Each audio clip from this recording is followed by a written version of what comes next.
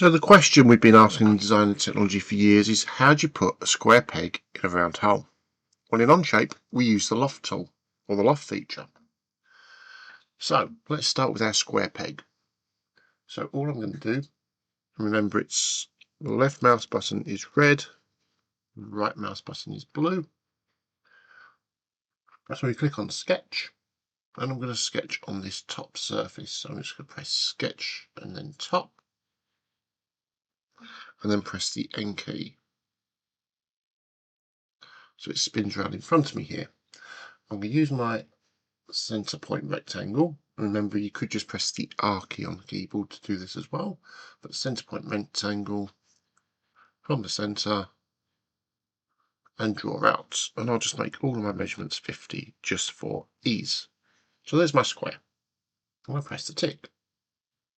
So I've now got to decide how far apart I want my two parts to be. So this end here is where the square is going to start. How far apart do I want it to be before it goes into a circle? So to do that, we use the plane tool.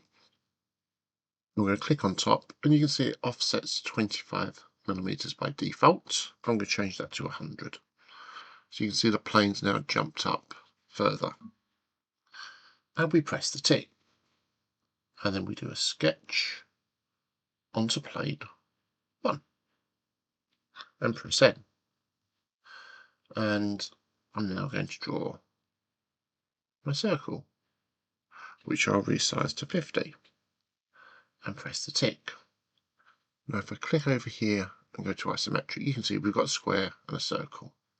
Now what the Loft tool does, which is just up there, so we click our profiles, it's going to loft between the two, square peg, round hole.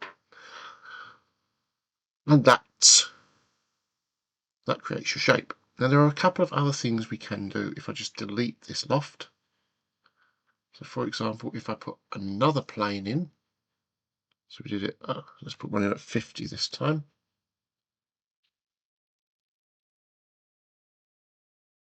And on that plane, there we draw sketch 3, plane 2. Make sure I click plane 2 in the box, it didn't come up. But if I draw another circle down, then we do 50. Hopefully, when we come to do our loft now, we can do 1, 2, 3. So we can transition where we want that loft to start moving from. And the good thing about this, doing it this way, so in the middle I've got the circle, so I've got the longer path there. If I go and move plane 2, so bring it closer to the end and press the tick, it will update automatically for me. So that's one thing we can do with Loft. The other thing I can do, and I'm going to ignore the middle one now, I'm going to do a sketch on the front here. Now let's say, for example, I want my loft to actually follow a curve. So let's say we want it to follow that shape. So it was just on the spline tool there, just creating that bend.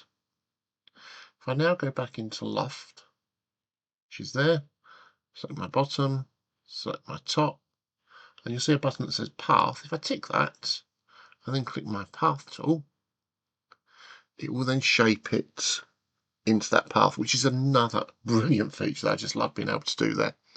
So that was it. That was the Loft, and that's how we put square pegs in round holes. Thank you for watching. Please like and subscribe and comment if you want to see more content.